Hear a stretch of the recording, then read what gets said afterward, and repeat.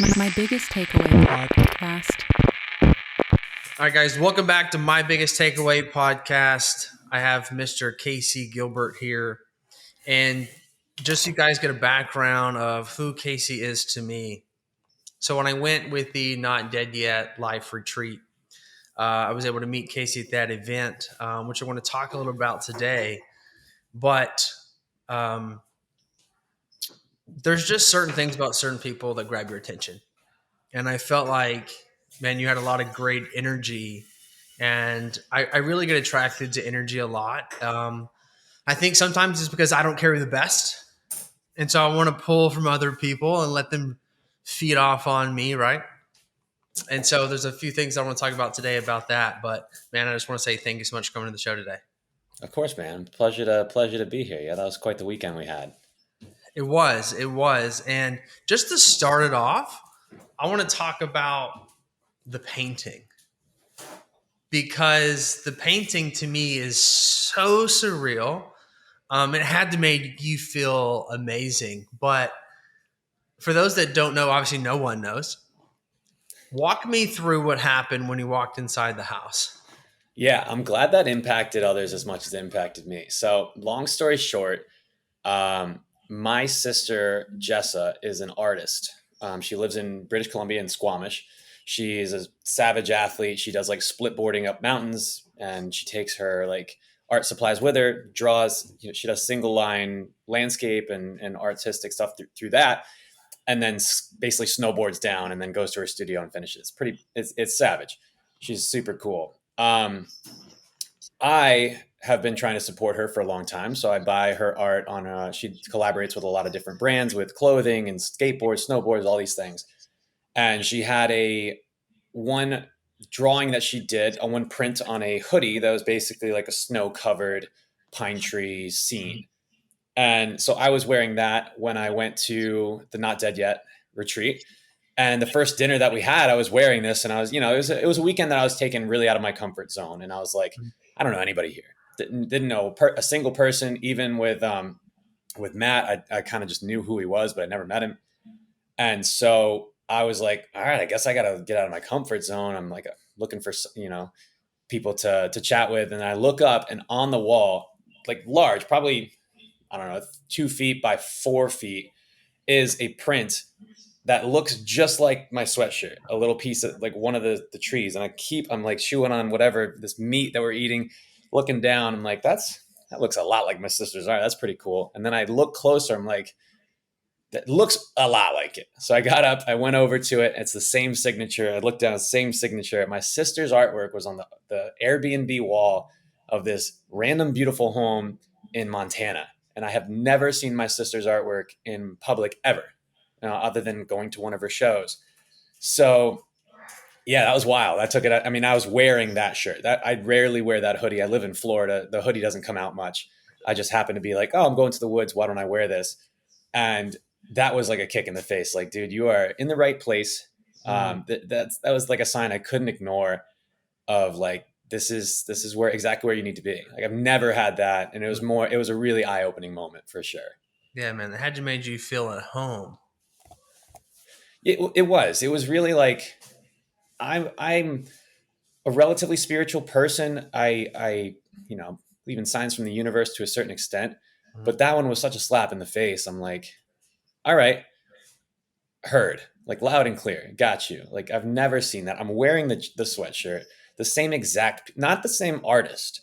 Like, it was the exact piece of art. It was the same print. Right? Same tree, same structure, same color, same everything. Blew my mind. And I reached out. Probability? Dude, it makes no sense. I couldn't even give you a number that would even be fathomable. Right. One in a trillion? Like, how many homes are in the United States?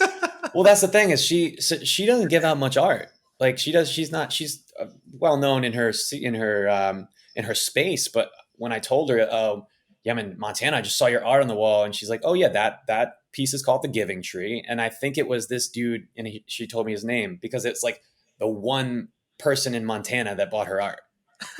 Like, that's how crazy it is. Was it just a one-off piece? It wasn't a one-off piece, but she knew exactly. I think there was just one person in Montana who bought Yeah. it. So she knew But like if she it's in hasn't sold Montana, a million copies though, right? no, by no means. And Right. I would guarantee like that specific size, like she does well, but she's not a household name Right. outside of like that sphere. Like snowboarders, a lot of snowboarders know her. She works with Burton, like a lot of these big brands of outdoor, adventure sports. But yeah, that was crazy. That was Yeah, that crazy. was super cool. We were like, no way. And then I was like, no, that's it. It I know. was I had to tell people. I'm like, yo, you're not gonna believe this. Like, it's right. just crazy, and I Like did not I plan it. felt awesome for you. So I Yeah, was like, how cool is that? it was wild. It was a really cool experience, and definitely a sign of like, hey, man, like you're in the right place because it was uncomfortable. It was an uncomfortable weekend to Yeah. we were doing journaling, we were doing small group talks. I've been working Yep. on self discovery and self development for years. Yeah. Been in rough spaces, building out of it, and I'm like, yeah, you got to be here. And it honestly, since then, it's been quite the turning point in a lot of different ways. So it was nice to get kicked in the face by the universe of, hey, man, like lean into this. Yeah, man. I had a great experience coaching there. Um, Getting to bring what little I know to people and holding space and trying to give some advice. It's funny. I think that I'm decent in business. However, I always get asked to go speak on personal things, Right. not business things, which is so funny to me because I'm like, man, I feel like I'm really out of my comfort zone. I've been through some stuff, right, and been able to go through it and make another side and still build something, right? But at the same time, it's just so funny because it's like even I'm there and I'm uncomfortable in my space because it's not my world that I'm feel rock solid on, right? Because I'm still in my own journey as well. Right. So, what was your biggest takeaway from that weekend, that event? Um, there was a bunch. The biggest one I think was that it's really important to surround yourself with the right people. Mm-hmm. And so as soon as I got back, I was in this group chat with a bunch of my old like personal trainer buddies in New York. Um, and I immediately just left that group chat. Irish exited. I'm like, these are not the people I want to surround myself with. Because Mm-hmm. I've been feeling recently of why do I feel like disconnected with my friend group? And I realize I feel like I'm evolving out of that person that I was when I was really in that circle. And being in that experience in Montana, I was like, these are all people who are really just digging deep into personal development growth. These aren't people that are going out to clubs. These aren't people who are like competing with each other, who are like talking behind each other's backs, who are just like vanity driven, things like that I probably used to hold as part of like who I thought I was in a past life. And it was a strong reminder of like, your circle matters. It's really important because I felt more myself that weekend than I have in a while, just because we're outside running around in the snow, like being vulnerable, and nobody's judging anybody. And it was just a great weekend to just Mm-hmm. experience new types of people. Well, it is funny because when you get around somebody like Matt Vincent, who obviously put the event on, right? Him and Andrew. Um, Matt is a weird character in the entire word of weird. You know what's funny is that um, Matt says this all the time. Like he's like, I love weird shit. So he embodies it through and through, which I think is funny. Um, because I've always been afraid of weird. I mean, I was born and raised in Alabama, and so if it's not normal, it's odd, right? And Sure. he was like, "Well, what is normal?" And why do I have to succumb to a society's norm? And so when you get around people that think different, it gives you a safe place to think different. And that's been really impactful in my life in many areas. And I'm glad people get to experience something that's outside of what we see on social media, that is outside of whatever hell is on the freaking news. And get to experience a whole new take on what living actually means. Yeah. So, well, dude, I saw today that you posted that you're getting ready for Leadville 100. Yes, sir. Tell us all about it, man. What is that? So the Leadville 100 is a 100-mile foot race, a trail race in Leadville, Colorado. It starts at about 9,000 feet. It's a loop. Starts at about 9,000 feet elevation, goes up to about 12, 13,000 and back down. So yeah, 100 miles running, hiking, walking. It's one of the most well-known 100-mile ultra marathons, probably one of the most difficult. And so it's always been on my bucket list of things that I wanted to challenge myself to. And yeah, it's something I used to, when I was, I guess, 2017. So I ran track and field in college, short story. And then I kind of lacked that competitive nature or the competitive outlet after college. So eventually I got back into running and I was like, oh, I guess I'm going to run a marathon. Never run distance. I was a sprinter. So 2017, I ran my first marathon, instantly got hooked with the challenge of it. Because athletic things and running, it was always kind of, I did it because I was really good at it. And then I trained and got most people have the genetic disposition, they have the talent, and then you build up the skill set and you put the work in. Long distance running was one of those things where I need to put a lot of work in to get, pretty good. And Sure. So I did a marathon in 2017, 2018. I said, let's try 50K. 2019, and that went well. 2019, a 50-mile race in New York. And then 2020 was the pandemic. So I kind of lost traction with that. But my motto at the time, and my motto again, which I had forgotten a bit, was once a year to do something that you've never done before. And Okay. so this year it's try to run 100 miles in under 25 hours in the Colorado Rockies. So we'll see. I'm somewhat lost for words.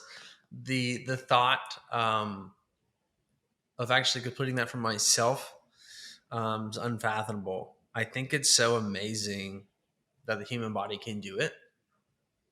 I think what's even more incredible is the willpower it takes to make the body do it.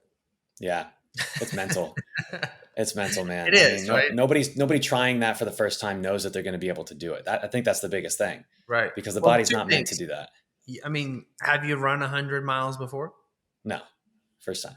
And we're going to do it at a minimum of 9,000 feet elevation. Yeah, if you're going And to for do those that something. don't know, in my opinion, I think you start to feel it at 5,000. Yeah, I agree.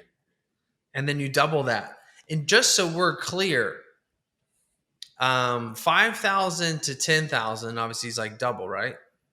At 10,000, like it's hard to breathe. Yeah, just At standing still. 15,000, you can't breathe. Right. So, for example, most climbers that are climbing mountains are going to grab oxygen at like 18,000 feet. And that's not to run, that's just to like survive. Yeah. Right. And so, like, we're really pushing it. Right. Because, like, if you, like, I'll give you a great example. So, when I went to Breckenridge, it's a little town outside of Breckenridge, I forget what it's called, but we stayed at 11,130 feet. Like, that's where we slept. And the first night there, I remember like dozing and then waking up going, because I couldn't breathe. I couldn't catch my air. And so once you get up to that altitude, I would say 10,000 plus, probably even less than that, it would still qualify. That you'll have people like have like the watches that can test oxygen levels. Yeah. Like your oxygen levels are like 80%. So it's like before you start the race, like you're 80% of what you should be. Right? So like there's so many things going against you. And so the willpower it takes and the sheer effort to accomplish is like insane, like incredible feat. And so I'm excited to see how that journey goes for you. And I think the hardest challenge for you is that you live in Florida. Oh yeah. So you get zero elevation. Yeah. Dude, not only zero elevation as far as like above sea level, but there's no hills. So It's like, there's not even hills. It's not like I'm living at zero elevation and I have like 1,000-foot, mountain next to me. It's nothing. So it's going to be a challenge. And I think that's one of my favorite parts is like, I have no clue if I'm going to be able to do it. No clue. I'm Going going to do into my the unknown. best. Yeah. And it's a thing of like, even when I did 50 miles, that was brutal. It was really difficult. And that was in upstate New York. We were at like 3,000 feet. So yeah, I mean, but you see my smile when you start talking about how ridiculous it is, because it is Because ridiculous. you already know all this. Yeah, I know how ridiculous it is. I think I used to think that a marathon was ridiculous, but I think people are now catching on. And the reason that that marathons and running in general is becoming so popular is because people are finally understanding the feeling of conquering something in the unknown, Mm. of knowing, of jumping into something that you do not know for sure that you can do. You Most mean people will, society's made us weak? I think that people are understanding what makes us strong. I think it's Yeah. people are understanding that to step into something that you don't know for sure if you're going to be able to do, Mm. it's not a runner's high. It's finally defying that inner voice of like, it's telling you you're not worth something, and then crossing that finish line and being like, well, how could I not feel amazing about myself when I just did something I never thought I'd be able to do in my entire life? Yeah. That moment, you can't feel anything but proud of yourself. It's impossible. It's addicting. Totally. Totally. Um, so what does your current training regimen look like right now? It's a great question. So I actually just hired a coach because I didn't want to think about it. Coaches need coaches. Um, Who are you working with? right now, my regimen is just doing as much as I can. Honestly, just lifting as much as I can to fatigue the legs. Been doing a lot of Stairmaster and incline walking. I have a Nordic track treadmill that goes to 40% incline, so I can hike. Whew. And doing it, yeah, it's brutal. And then just doing as many miles as I can. We're about 21 weeks out, so I'm about to go into like ramping up really hard. I do have a 50-mile race next week, so that's going to be like where are we at, Casey type of moment, because that's the furthest I've gone so far in my training is 16. So we'll see if I can do 50. Who's your coach? It's with Boundless Coaching. His name is Lance Parker. Okay. Very Yeah, good. so he's actually I just started, so I actually have to do my first meeting with him. But I know of him through like my New York City circle of friends, kind of a small circle of fitness professionals down there. But and I think that's one of the reasons why I was starting to lean into, after that weekend in Montana, of leaning into putting myself in different circles. Like when Mm. I first was introduced to that coaching program and they're like, here are our coaches. Here, I think you should be with this dude. I'm like, I know who that guy is. I know he's in the same circle as me, or a different ring of the same circle. That's perfect. Recently, I also like signed up for a performance coach, like a life coach, Mhm. because I knew the kid, and I'm like, I know this dude. I know he's in a circle I want to be in, and I also know that like he's the type of person I want to be around. So like I've been trying to just throw all the darts at the things I want to be, and so 100 miles just seemed like the right thing to do. Dude, I'm stoked for you, man. I'm you want to stoked. come and pace me for a little bit of it? I can track it on a watch, but I won't be beside you. What's like the version of 100-mile race for you? Like, what's the last thing you've done or something that you've put on your radar of like, I wonder if I can do this in my life, and maybe I'm going to put that on my bucket list? That's a really great question. So the only thing I've ever trained for as an adult would be bodybuilding, Right. and which is the complete opposite. All the suffering, Mm-hmm. but I've never done anything that it was based on performance. Sure. I played sports and all that kind of stuff, right? Bodybuilding is more of a vanity metric, obviously, right? It's a subjective sport. Right. However, it's the same, right? Anywhere between 10 and 20 weeks of prep. I've done 13 shows. Dang, dude. I won many of them. I never won an overall, but I won my class many times. But man, what would be something I've accomplished like that? You know what? I think a lot of what I classify would probably be something business related, because that's where most Sure. of my like energy and effort has gone towards. And that's what I find enjoyment in achieving. Mm-hmm.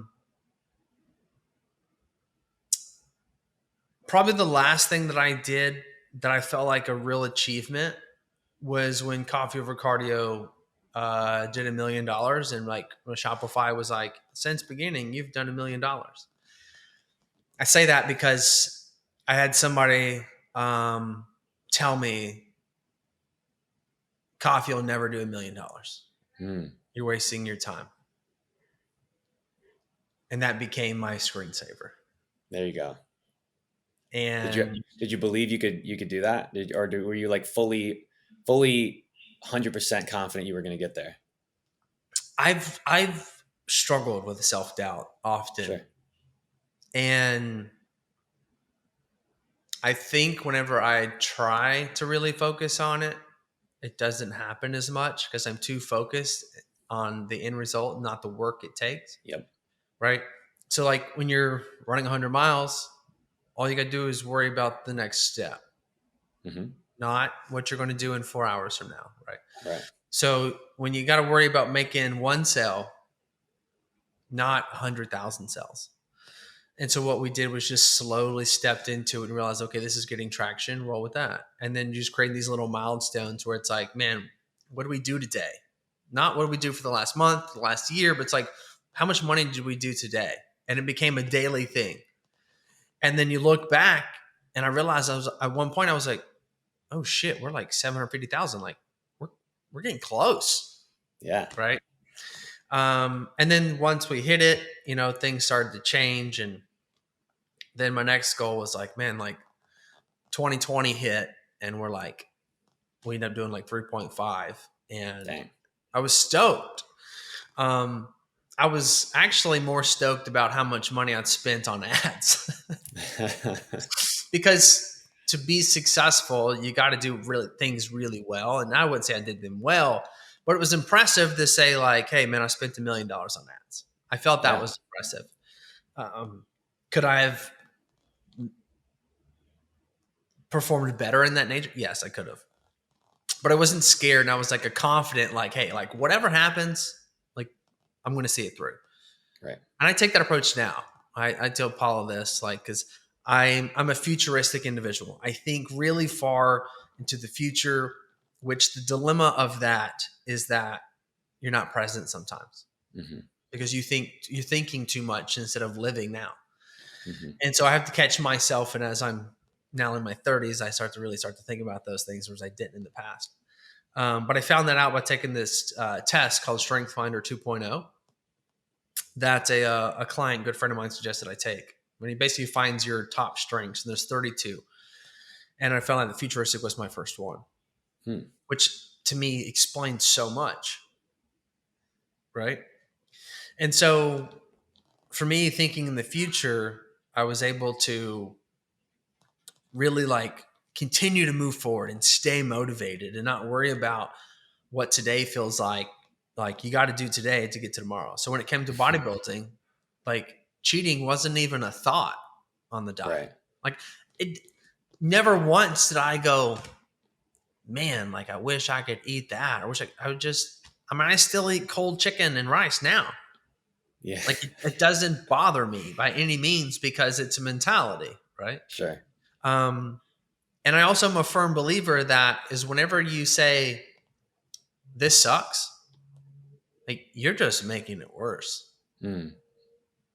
Or like, I really want that. It's like, so there's a great example. And this is all about perspective and mindset.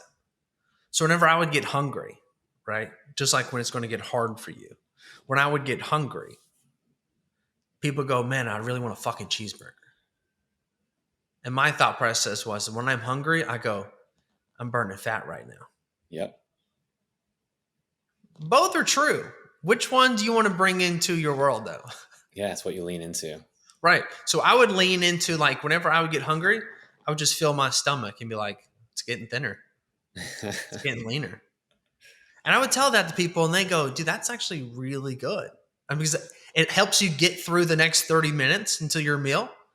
Because right now is when you're burning the most fat is prior to the next meal. Right. And you knew that you were doing the right thing with macros and stuff. So you don't have to think about it. Like, I wonder if I need to eat. You knew. Yeah. So I would go through these fat burning phases every day. Right. That's how I viewed it. So like, if I didn't get hungry, I would ask myself, are you burning fat right now? So like I enjoyed the process and the pain of it because when you're running and it's hard, that means I'm getting better, which means I'm pushing myself, which means I'm going to show up stronger after this run when I recover. So it's the same process. I love that. But man, what is my 100-mile feat? Maybe you need one. Yeah. I would think the only thing I have is again, I would think business side. I would think business because Yeah, but is business easy for you now? is business easy for anybody? Fair. Fair. So this is how I kind of view it. Everything has levels, right? Like to me, $10,000 a month, I think that's an easy feat. You got to be able to do it, but just like you to say, hey, running 20 miles, like, bro, it's not that hard. Because once you do it, you experience it. You've learned all the things it takes to get there and complete it. Right. And so I've been able to essentially do that now. So I don't say that in a sense of arrogance. It's just repetition. I've done it enough times to be like, I know what has to happen to do X, Y, and Z to print that income. What I don't know how to do yet is build a company that can do like 5 million to 10 million a year. So like to me, like that's the mountain that I think probably weighs the most in my mind is like, what does it take? How do I get there? What pieces have to come into play? Who do I got to become? What do I got to do to make that thing happen?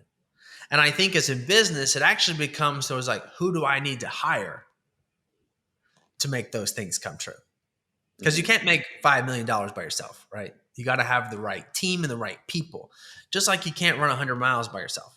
Like that's true. You got to be coached through something, right?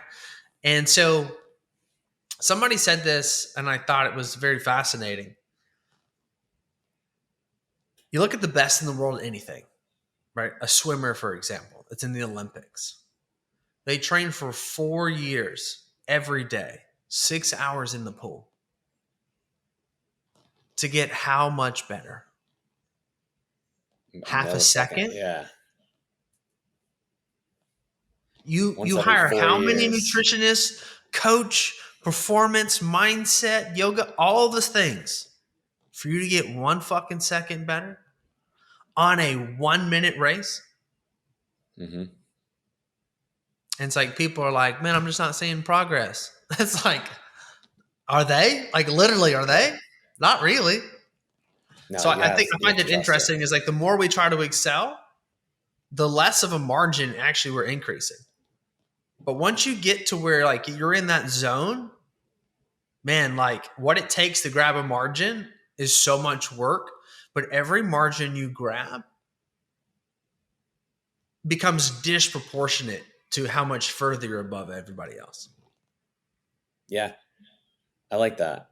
I identify with that because I ran the 400 hurdles in college, and we would train our butts off all day. Stayed at school during all the spring breaks and winter breaks, and we would travel for hours and hours to get to these meets, and literally wait around all day for a race that would hopefully be under 52 seconds. It's like, and you want to get a half a second better. I mean, a half a second better would be insanely good. You want to get anything better. I won one of my races by a 100th of a second. And from then on, I started shaving my legs for every race. I'll do whatever it takes. If it's 100th of a second between winning conferences and getting second, like that's the thing is these tiny margins of error. And I tell all my coaching clients when I'm working on their health and fitness and like, the results you're seeing now are not results from yesterday. It's from 3 weeks ago and the 3 weeks leading up to that. And you have to trust the process because you're not going to get that instant gratification. That's the biggest thing I see. That's the most disheartening is how much people, and myself included, I had to get out of this. We seek instant gratification because of this phone we can swipe, because of this. I literally ordered something on Amazon today. It's going to get here at 4 a.m. It's like not even the next day, tonight. And we have all this expectation of instant gratification and instant results when you're right. There's people that train 4 years to get a millisecond faster. and they have to trust that 3 years and 364 days of work will come down to them being successful. So just for those who can put this into perspective, let's say we're talking about the New York Marathon, right? If you're like, I'm going to train, and my goal in my marathon is to increase by 5 minutes. So, right, we're talking 26 miles, right? 26.2. I just want to get better by 5 minutes, right? Yeah. Only 5 minutes. And let's say that you ran it, right, and you did that. The person that holds the record beat you by a mile if you ran like just 5 minutes slower than him. He beat you by a mile. Mm-hmm. Like, that's not like, a saying. That's actual. Because he's running that he's running what, 4 minute miles, 430 miles? 430, 420. Crazy. So it's like he beat you by a mile, and we're just talking a measly 5 minutes. And so like when we really break that down, like what are we talking? 20 seconds on a mile, making up 5 minutes, give or take? Fast math is not my strong point, my man. Same. But you can see that what we're just talking, like, just such a small amount. Yeah. Adds up over time. And so it comes the same thing when I talk to coaches. You talk about that instant gratification. It's like, as you just said, like, your business grows today based on what you did 90 days ago. Right. Same thing. And so it's like the coach that sends, let's say, like 20 messages a week versus the coach that sends 20 messages a day. Mm-hmm. It's going to be an astronomical difference in 90 days. And so I think anybody that can do something really hard consistently is going to blow past their peers in a short amount of time. And then when you compound that with like 1, 2, 3 years, it's not even close. So I always ask myself too, because I'm an instant gratification person, right? Like, I want instant results just like everybody else. I want to put up an ad and it print fucking money. Mm-hmm. Doesn't happen. That's what we want, right? But I guess I try to look at it from the standpoint, it's like, all right, so I didn't make 6 figures until I was 30. But it took me 10 years of working for myself for me to do that. Mm-hmm. Now, could I have done a lot of stuff different? Absolutely, right? I was doing it on my own. I didn't hire no mentors. I didn't hire help. I was like, I'm just going to figure it out. I'm going to roughneck through this. And then it becomes to where, like, once you start to catch a little bit, it just becomes more easier and easier and easier and easier. So now I ask myself, it's like, all right, Mike, I see you driving around Sarasota. See you looking at all these big ass houses. And it's like, yeah, I'd love to have one of those right now. And you can't. It's out of your reach. You can't get it right now. And I look back and where I'm at now and then where I was 4 years ago. And I go, where are you going to be at when you're 40 though? Where are you going to be at when you're 40? And it makes me go, keep putting in the work. Yeah. Keep building. Keep grinding. It compounds. All the work compounds. The networks you make, the relationships you cultivate, and that's with everything.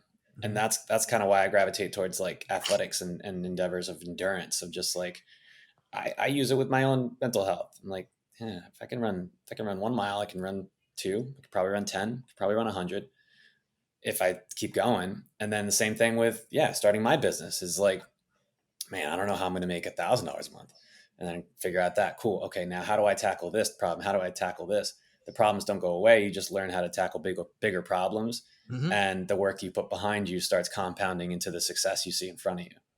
Something Alex Hormozi said I thought was really great and it really hit home. And he was like, it's never going to be easier than it is right now. Yeah. Because your problems, as you get better, are always going to get bigger. Right? You think like, man, I got so many bills. And then as your business grows, your bills also grow. Yep. Right. So I got to a point where my overhead with coffee was like $80,000 a month. And I remember like, man, I don't know if I can pay this $1,000 rent for this warehouse. And now I'm like, man, if I could give $1,000 Right. just for rent, that'd be fantastic. That'd be Because it's sick. like, so your fires become bigger, but the truth is, so does your fire extinguisher. But that's why I think it's like small business. You make mistakes, it don't hurt as bad. Of course, that's all relative, right? Sure. But like when something didn't go right when we were doing coffee, for example, it hurt. Where it's like, now I personally got to pay the company back $15,000 this month because of X, Y, and Z mistake happened that was out of my control because XYZ manufacturer or this or that. And it's like, man, to think like how I'm able to just wield that and just be like, all right, let's move on next. Right. It's like, man, the person that you are today is going to think there's no way I can handle that thing in the future. And your future self is going to look back and laugh at like how easy that situation actually was in comparison to shit I got on my plate right now. So biggest, to think that 100, like when you're in that first marathon, after you do this 100, you're going to be like, man, I thought that was hard. You remember that? You remember that, babe? You remember that was hard? oh man. Yeah, you're right. The biggest thing I've learned, and one quote that I heard that really stuck with me about relative to what you were saying is the future self that you're worried, or the future thing that you're worried about, right? Like some events and how am I going to handle this? And you're trying to piece together like, well, what if I do this? What if that happens? The person that right now is worrying how to fix those, it's going to be you in the future. You don't have to solve it for a different person. You're already trying to analyze that. So you're going to bring the same skill set that you have with you into the future. You just have to work on your skill set right now so that when you get to that point, you are as capable as you can be. And you will have more skills when you get there. And it kind of, that quote brought me back to like, I'm not trying to solve tomorrow, like next week's problems. I'm not borrowing anxiety from future Casey and bringing it back here. I'm going to work on what I can work on right now, build my strengths, build my qualities that I can. Do you know about the tattoo on my leg? Did I show you? No. You were just talking about it a little bit. It says today. I have a tattoo cut today on my leg because I'm the same way. I'd start thinking about in the future, start worrying about how to solve these things. And I smack my tattoo and be like, you know what? There's too many things that I've seen that like we cannot, nothing that you think is going to happen in the future happens the way you think it's going to, good or bad, worst case or best case. Going back to athletics, I was running the Chicago Marathon last year, and I was there when what was his name? It's going to come back to me, but this new kid won the marathon in record pace. World record, dude's like 23 years old, I think. Kenya or Uganda, that his name is escaping me right now, but everybody knew this dude is gonna be the best. He's gonna break all the records. He's gonna do everything, planning like how's he gonna break this record? When's he gonna do this? Kelvin Kipton was his name, and like a month or so ago, he died in a car accident. 23 years old. No. It was his third marathon he's ever run, and he broke the world record. And so that was just like a shock of like, we were all planning how we were going to celebrate when he breaks world records, but like this dude didn't even make it to 24. Like you have, it's things like that bring you back to like, you have to be in the moment because these things you're worrying about making 5 million, but like, bro, like what if neither of us make it to next week? Yeah. Like we don't get to see that, but are you going to be like, damn, on your deathbed, I wish I made it to 5 million, or man, I really wish I was more present that one day. Really wish I enjoyed that, that nice walk through the park. It's so funny you say that because we attended Paula's grandma's funeral Wednesday, a few days ago. I'm sorry to hear that. I appreciate it. And I'm sitting there, and as the pastor preacher is giving the eulogy, if you would, at the ceremony, and I'm sitting there going, "Am I gonna have kids? I should probably get started. I should probably start living my life. I should probably stop putting off all these things that, like, whenever I'm ready or I've made it or I'm successful, and just like, I think it's time. I think it's time you start to reap the rewards of of all the seeds that you've sown, and start living a little bit. Right? We talked about traveling overseas, and we talk about it. We talk about it. We talk about it, and then we're like, "You want to like go to like Japan?" And she's like, "Yeah."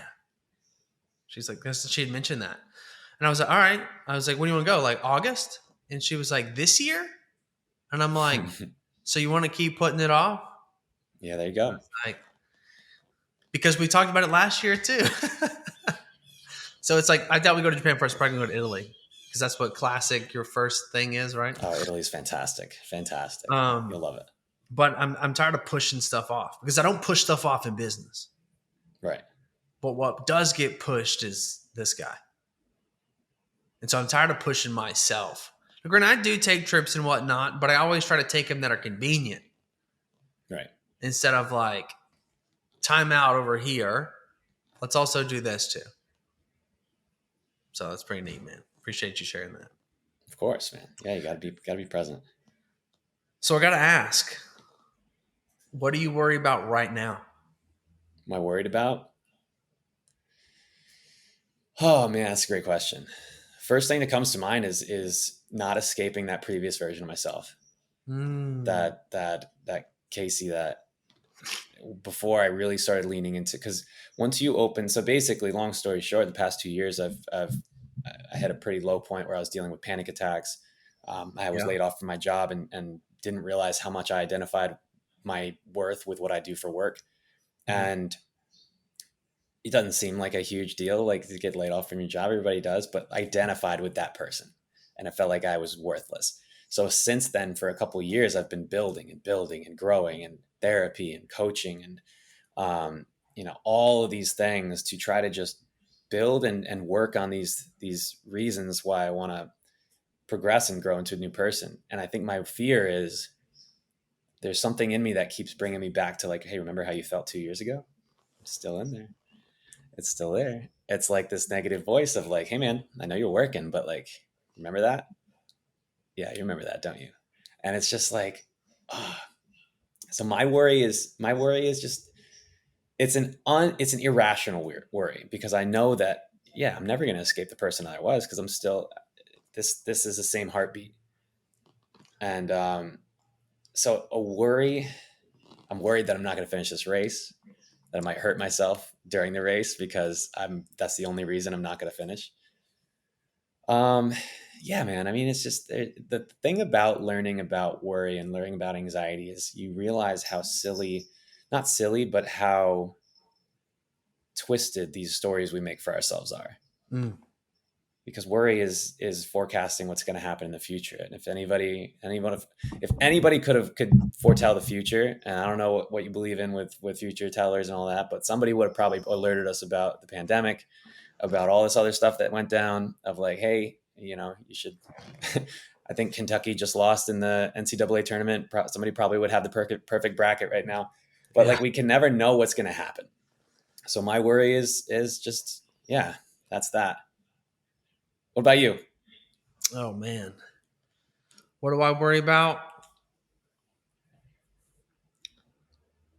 So it's funny. So one of the speeches that I typically give when it comes to the personal side, like in an event, like if I was asked to give a speech, typically it's about want versus worry. And because you can't do both at the same time. You either focus on what you want or you focus on what you worry about. Basically, what it means is you can't have anxiety and gratitude at the same time. And when you want something, it's because you're trying to achieve and go after, and you got to be grateful for what you got to get the next level. And so you can't, it's, what's it? Jelly Roll said it best, is the reason why the rearview mirror is bigger than the windshield.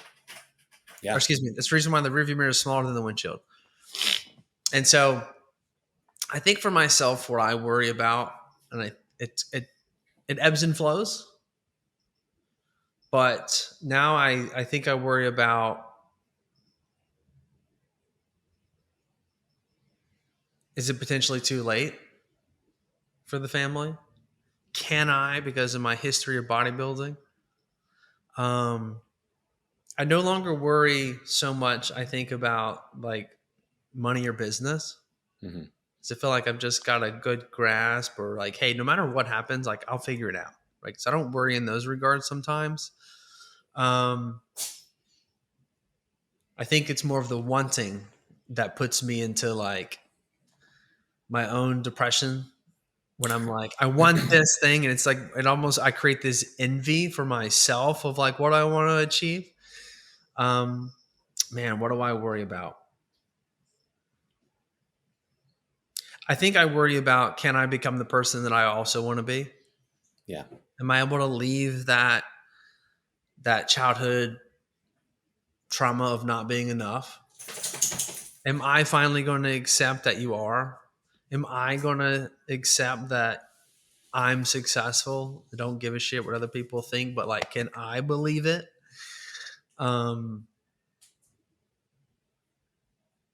Sometimes I worry,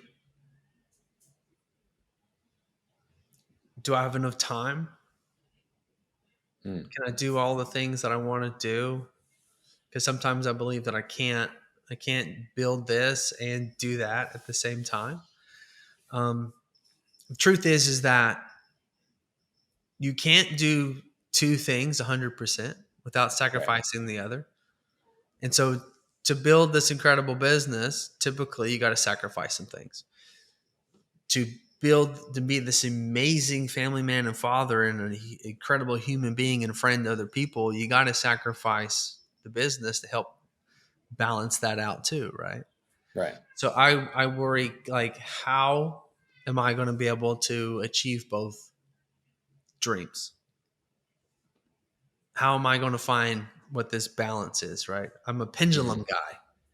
I'm all in, and then I gotta swing back over here, right? You know how in relationships to where you find yourself being this asshole and you're like really not invested in all these things, and all of a sudden she was like, you find her like, oh man, maybe she's leaving. All of a sudden you're like the best human being ever. Oh, yeah. That's the pendulum, right? Sure. It's like, wait, I'm too far over here. You need to regroup and come back to this side, right? And typically what happens is the business doesn't fall because of it. You just do better time management. I think that's the real piece, is just finding better time management. Sure. But I would think my things I worry about are who I am and who I can become. Do you feel successful with where you're at?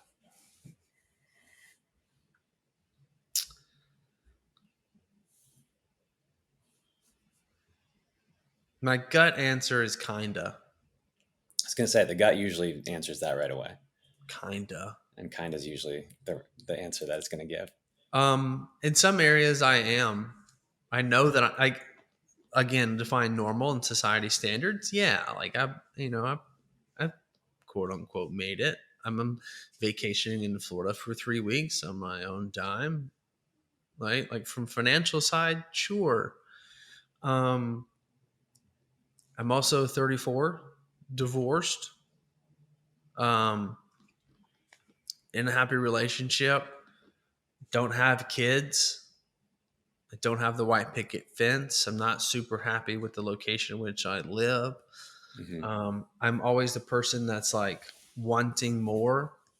It's an addictive personality of like better, more, better, more. Some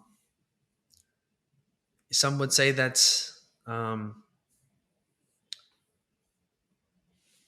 is, you can't satisfy. You just got to live with it. If you're that personality type, right? Right. So like, I don't know if I'm ever going to achieve what I consider to be success, right? Like then again, you got to define what success is before you can actually achieve it. So that's probably one of my bigger issues, is defining what success means to me. Mm-hmm. Right. So for example, completing the race is a finite level of success. Completing the race within the time limit is also right. But if you're like, I'm going to run this thing, well, if you made it 50%, is that success? Yes or no? Did you complete it? Yes or no? Yeah. Did I complete it in the time frame? Yes or no? Did I complete it sub the time frame? Yes or no? Did I complete it and all these things and feel this way afterwards? Yes or no? So like you got to define the success before you can hit it. And it's a lot like it's a goal, right? The success is nothing more than a goal. Did you hit the goal? Yes or no? Right. And so I think Brad Lee said this best is that plane just isn't going to show up in your driveway. Like if you want to have a plane, you got to build a plan, execute it so that you have finally achieved it. Otherwise, that success is just unquenchable. And that's why you see people that are always grinding and want more and more and more and more and more and more, which I've fallen into in the past. Sure. But I would think that as I'm getting a little bit older and I've done more self-development and I've done a lot of breath works and I've gone to things and had the hard conversations with myself and other people. Yeah, man, like I'm doing it. Yeah, you're doing it. You know? But at the same time, like what defines Mike Krausen is the person that's like, but you can keep going. You can do more. Yeah. So in my opinion, I think you got to be, lack of a better word, satisfied. I think happy is a good word to use more than satisfied or content. Like I'm happy. But want to achieve more. And not in a like, I'm less than if I don't, but more of a want of self-betterment. So. Well, you probably already know this, but that sentence could be a lot different with one change of a word. Did you catch it? No. The but. You know, they always tell me this. I'm sure you've heard it. You switch that to an and. Yeah, I say that all the time. I say that all the time. I'm happy, and I can't wait to get better. It's just a shift. And that's what you're doing. And that's what you're teaching people. And just like me, when I'm coaching people, we might not catch ourselves doing it. Coaches need coaches. But I certainly see you as someone who's very successful. I don't know you very well, but from the external, I think the biggest thing that affected me with you is one of the first days. You said, hey, basically like, hey, I'm Mike, and I don't know how to take a compliment. And I was like, dude, look at this dude. I walked in the door. I'm like, damn, this dude's got some traps on him. Look at the shoulders. You know, I'm like, I've been lifting for years. Yes, I'm more of an endurance athlete, but dang, like, I know how hard it takes, how much work it takes to get there. The dude's probably so like confident in himself, in his body. But I also know the other side of that. And as soon as you said that, I'm like, yep, that's the guy. That's the guy I'm going to vibe with, because I'm like, I get that. I can run 100 miles, and the next week I'd be like, I wonder if I'm working hard enough. Yeah. It's like, well, it's funny because it's like, you know how when you achieve something in your life and you're not living the same lifestyle to keep that up. So I weigh about 212 pounds, give or take. Okay. I'm lean. I'm sub 10% for sure. But I used to be 260. And so when you make the comment, but like, man, you're big and jacked, whatever compliment about my stature, I'm like, yeah, but if you only knew. Yeah. Because we're not the best we used to be, right? So a lot of bodybuilders actually struggle with this, because for us to walk around at like, let's say you're walking around at 10 to 12%, they're like, dude, you're so lean. I'm like, right. But I'm not. Because if you saw me on stage, you'd be like, holy cow. So it's the same thing as like you can run and you're like beating other people. But if you ran a previous time that was faster, you're going to go, thanks. But actually, because we hang our hats on the achievements, not always where we're currently at. And that's why when a lot of people lose weight, this is like really gets them. And so I've had clients in the past that we would lose like 50 pounds, but they had another 50 to go. And they would tell people all the time how much weight they lost. And they were never talk about how much weight they still want to lose. And so what you were doing is you were hanging on to the compliment instead of continuing to work forward and keep going. because you're getting complacent because you're hanging on to what you've done instead of where you want to go. And so that same mentality that I have sometimes when we say that, yeah, but, or if you only knew, is like, Right. we're hanging on to the old me because I have other things in my life now that are better than that. Right. Like I'm making way more money now than I did then. But I always focus on the past things that are great, not the current things that are great. Right.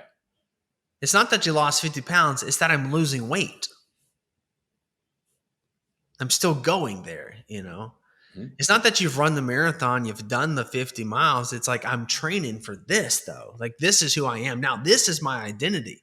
And I get hung up sometimes on my old identity, what I've accomplished. It's like the age-old saying is like, yeah, the fish I caught was this big. It's like, well, you ain't caught nothing today, Joe. Right. So I think staying forward and what we want to achieve also is like really important, not just our past achievements. It's why we encourage people not to be around the person that talks about how great high school was, because you know they're not going nowhere.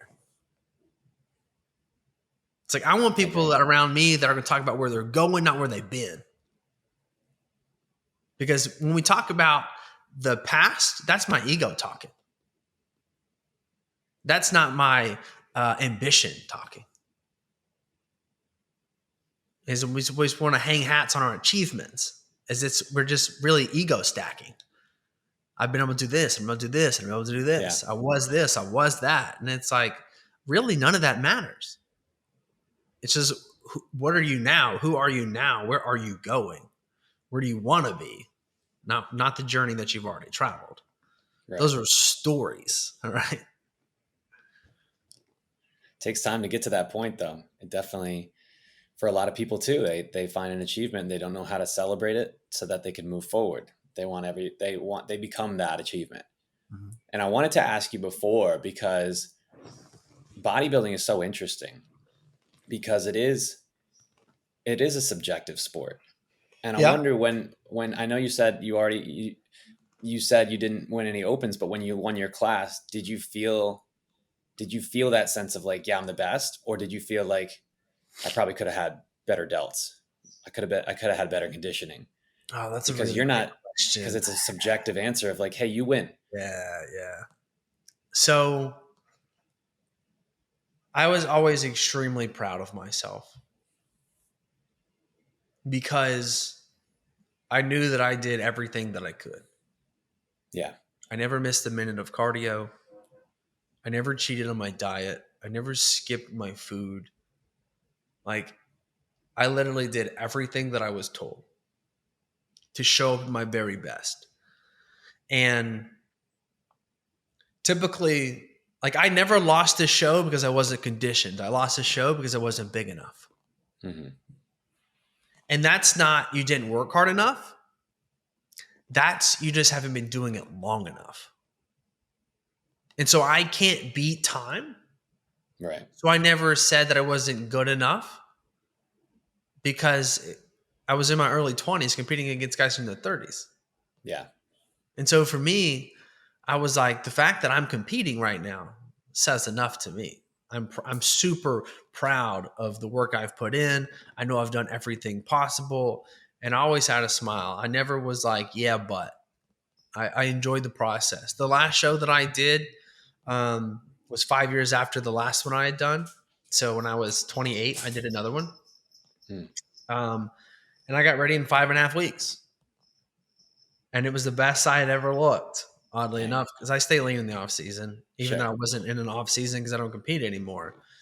But I remember being backstage going, what the hell am I doing here? And I said that out loud. And I realized that it was the journey, not the destination. Yeah. And the entire day of this show, I was like, to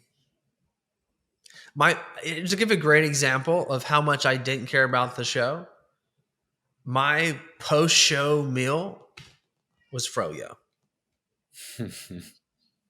I wasn't I didn't care. I wasn't like so invested that like it was just killing me. I was like, I enjoyed the process so much that it wasn't a big deal, which Right. I think is also why I look so good, or the better than I looked in the past, was simply because my mindset was like, hey man, we're just here to be here. We're not here. Like, of course, I always want to show up to win. And I knew that I would do well, at least I thought I would, which I did. I mean, I won my classes. But again, it's like, okay, I didn't win the open. I didn't beat myself up. You know why? Right. Because I didn't, the last 5 years, I wasn't spending in the mentality of like, I'm here to compete in bodybuilding. It was just like, I'm just here to work out because I enjoy it. Right. So like, did I skip meals and over the last 5 years and, show up and do 4 sets and leave because I'm just not feeling it today? Of course. So I only beat myself up when I'm doing everything that I can, and I catch myself slackening something, I'll beat myself up about that. Yeah. Or I beat myself up when I haven't accomplished something when I don't know how to do it. It's like, why don't you know how to do this? Why haven't you figured this out yet? And then I'll like get in my head, and then I'll do some work of like, all right, so I'm going to like read a book or do this, or I'm going to have conversations. I'm going to stop complaining and start fixing, stop worrying and start wanting. And then it'll come to me because now I'm looking instead of bitching. Right. You're doing work. You're And when progressing. you do the work, you see the output. Yeah. I think a lot of coaches actually struggle with this thought process because when it comes to dieting and looking better as a fitness person, you know how to do it. So you do it and you see a result. When it comes to building an online business, you don't know what to do. So you don't see any results. So you don't do anything. I mean, how many people listening to this have gone, I don't know what to post today, so I'm just going to post nothing. Mm-hmm. I've been there. But All the time. how many of those same people, like, I don't know if I'm going to work out today, but I'm going to go do something. So if you'll treat your business like your fitness, you'll get 1% better every day. It's not that you know what you're doing. It's that you show up and you figure it out. Even if it's half-ass workout, at least you made it. And so content or business or conversation, they're all the same. It's just how you approach the mindset with it. That's what I find so fascinating about business fitness is that in the fitness world is that you're applying all the same disciplines that you're supposed to be applying. You just are doing it in certain areas of your life and not in others.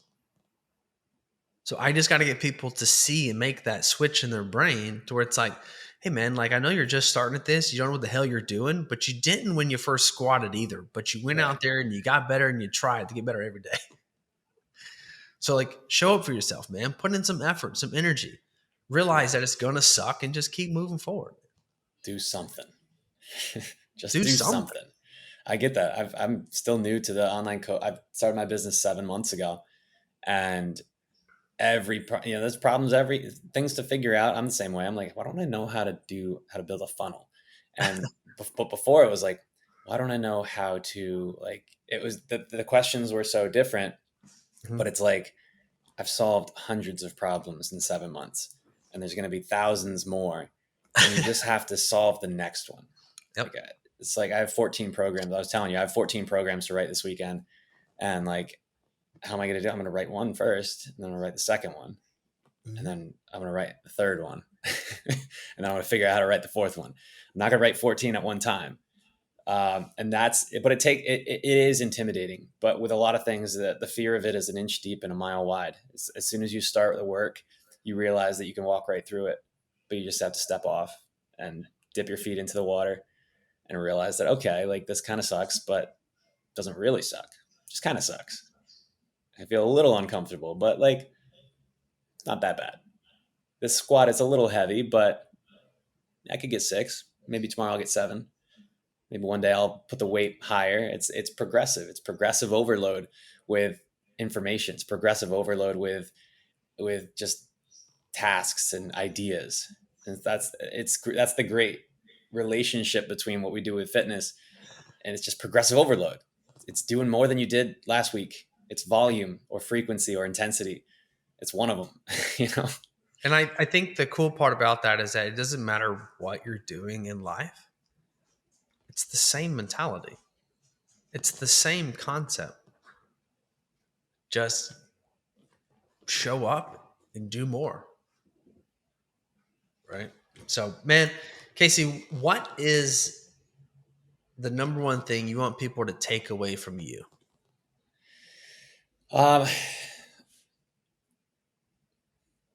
If I could have one person or anybody take away from me and understand that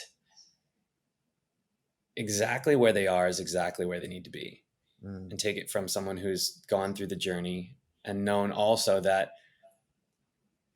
and you'll probably echo this too, is when you set goals that are insurmountable in your head, and then once you and say like once I get there, I'll be happy. If you're fortunate enough to get there, and like you and I both did with certain things, we got there pretty early. You realize, like you said, it's not the destination, it is the journey.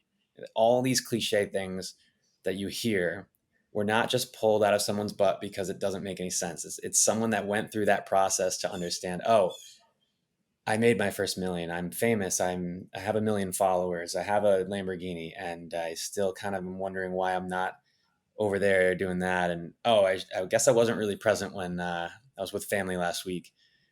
Like every day is just every moment is important. I would say is the most important thing to understand, whether it's good or bad. You can't wish yourself for less time, and through these difficult moments, every moment makes up who you are and the situation. And that's what we get to endure every single day, the good and the bad. Love that. I had somebody tell me that a few years ago, that you're right where you need to be. And I was like, man, I feel like I'm in a really shitty spot though. That's where you need it to be. And that's like that. Yep. But that's where you need to be. Like, so you can get through that so that you're able to handle the next thing, and then the next thing, and then the next thing. I was talking to a guy yesterday, and you could tell he was frustrated with the situation. And I said, it seems that you're struggling with the instant gratification piece, and it's not happening, and that you are so unsatisfied that you're ruining everything else around you. I was like, but like you're being put through this to be able to handle the next thing, and the next thing, and the next thing. And I'm, trying to change a perspective and help coach through it. I don't know if I got through to him, and it bothered me a little bit because like I want people to see like everything you're going through in life is just a test. It's just to test your will. It's to test your faith. It's to test, your mental, your mindset, your physical, like everything. The truth is that only you determine whether you pass or fail. Because your actions are going to tell us which one you did. And if you come out the other side grateful for the experience, you passed. If you come out bitter, you failed. And either you can become bitter or you can become better. And that's your choice. Unfortunately, it's a hard choice to make sometimes when you're in it, right? You got to go through it to get to it. So, man, I wish you the best on your training, brother. Thank you, man. When's the race? The race is in August. August 17th is the 100 mile. I got a 50 mile next weekend. I'm a little nervous for, and probably add some things in the meantime to fill the blocks. But it's going to be a journey. All right, man. Well, I'm excited to follow you. Where can everybody find you? On Instagram at Casey F Gilbert. Same on Facebook. And yeah, man, probably out running too. If she's some shredded guy with a nice jawline running down the street, it's probably Casey. Mike, I appreciate you, man. It's been a pleasure. Like I said before, it was I knew when I when I first kind of heard you speak and started getting to know you, that you're a unique individual. And if no one's told you recently, I'm super proud of the person that you are. And I think you're leading a lot of people in the right direction. And I hope you see that as well. I appreciate that, man. Absolutely. Thanks, brother. My biggest takeaway podcast.